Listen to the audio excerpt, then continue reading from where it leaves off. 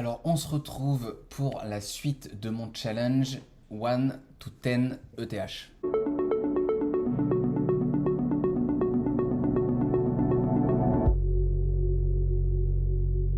Je mixe l'anglais et le français, c'est magnifique, j'espère que tu ne m'en tiendras pas rigueur.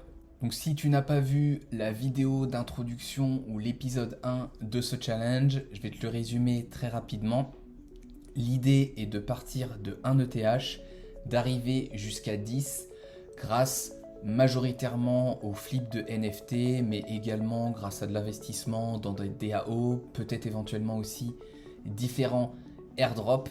Je tiens à dire que ceci n'est pas du tout un conseil en investissement, mais je te partage mon expérience, les résultats que j'ai pu avoir, aussi bien les échecs que les réussites. Et je vais te montrer du coup ce que j'ai réalisé pendant le mois de juin. Si tu t'intéresses aux NFT, tu as sûrement vu que le marché était vraiment pas propice. Donc t'attends pas à ce que je te donne des résultats de dingue, mais il y a quand même des résultats positifs. Et petit profit égale profit quand même.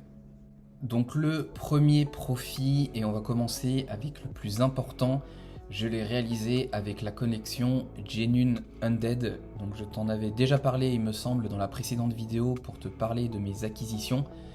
Genuine Undead est une collection dans laquelle je suis investi depuis la fin 2022. J'ai pas mal suivi ce qu'ils ont fait. Je me détache un petit peu aujourd'hui du projet pour laisser mes émotions de côté. Je connais plutôt bien la collection et j'avais décidé en fait de me positionner sur des traits qui sont plutôt rares. Et notamment, je vais te prendre celui sur lequel j'ai fait le flip, qui est le trait des Paperboy, qui est en fait, il y a une communauté au sein même de la communauté Genuine Undead. Et comme tu le vois, le floor price est à 0,1 pour la collection, mais il est quasiment à 0,2 pour les Paperboy. Et en plus, voilà, sur les 200 disponibles, tu n'en as quand même pas beaucoup à vendre. Donc j'ai décidé de saisir une occasion. En plus, le NFT sur lequel je me suis positionné était au floor price à l'époque, donc aux alentours des 0,0901, et j'ai pu quasiment faire un x2. Donc plutôt content. J'ai encore des Paperboy dans mon wallet. J'ai aussi un autre trait qui est un peu recherché. Donc on verra si j'arrive à les vendre. Comme je te l'ai dit, le marché n'est pas propice, donc c'est pas forcément évident. Mais c'est déjà un premier flip réussi. Le deuxième flip que j'ai réalisé, c'est sur la collection Alpha Shark.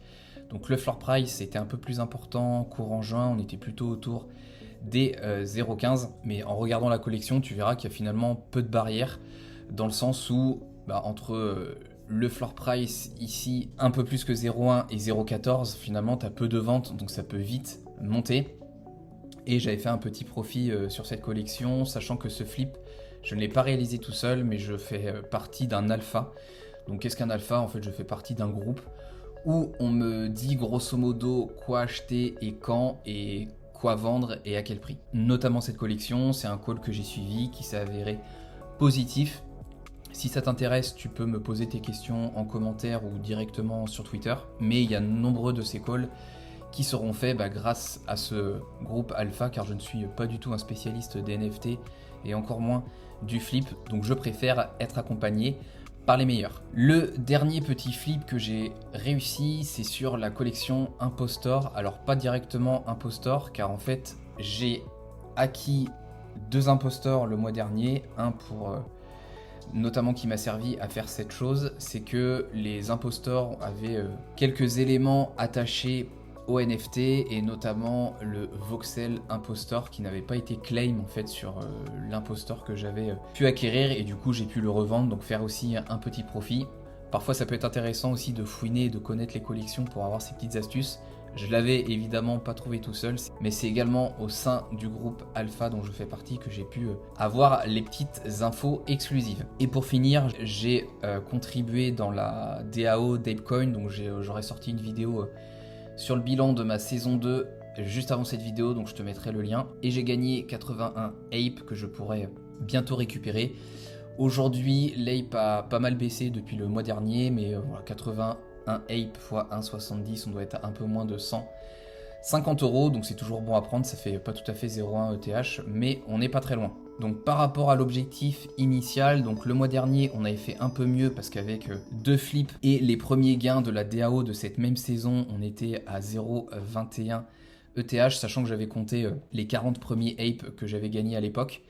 Et on a quasiment fait la même chose sur le mois suivant, donc on a fait 0,18, notamment grâce à Genuine Undead. Les autres sont des plus petits profits, et les ape coins, même si j'ai quasiment la même chose, au final, comme le ape a quasiment été divisé par 2 sur ces dernières semaines, ça me représente plus que 0,05 ETH contre 0,07 ETH le mois précédent. Donc où en sommes-nous aujourd'hui? On est malheureusement pas super loin. On a démarré du coup d'un ETH, si on rajoute les 0,2 plus les 0,18, on est quasiment à 0,4, on est à 1,3958 exactement. Donc si je veux atteindre les 10 ETH à la fin de l'année, on est quand même loin du compte et il va falloir inverser la tendance, sachant que l'objectif était quand même ambitieux parce que passer de 1 à 10 de avril à décembre, ça nécessite de faire plus d'un ETH de bénéfices tous les mois. Vu le marché, c'est quand même très compliqué, vu aussi le capital de départ, c'est très compliqué. Donc j'imagine que le challenge de toute façon dépassera sur 2024, mais si on y arrive, ce sera bien ça le plus important. Bon, malheureusement, par rapport aux objectifs très ambitieux que je m'étais donné, on est loin du compte parce que le mois dernier, du coup, j'ai gagné un peu plus que 0,21. Le mois qui vient de s'écouler, un peu plus que 0,18. Donc pour l'instant, je suis à plus 0,39. Sauf que si je veux atteindre les 10 ETH d'ici la fin de l'année, il faut faire plus d'un ETH par mois. Donc là, on est vraiment loin du compte parce qu'on a 0,2 ETH par mois. On est déjà le 10 juillet quand j'enregistre cette vidéo. J'ai pas forcément de fonds de disponibles. Tous mes fonds sont investis dans différentes collections. Donc comme je te l'ai un petit peu dit, j'ai encore 2-3 Genuine Undead. J'ai aussi 2 impostors. Donc on verra ce que ça donne. J'ai d'autres collections également.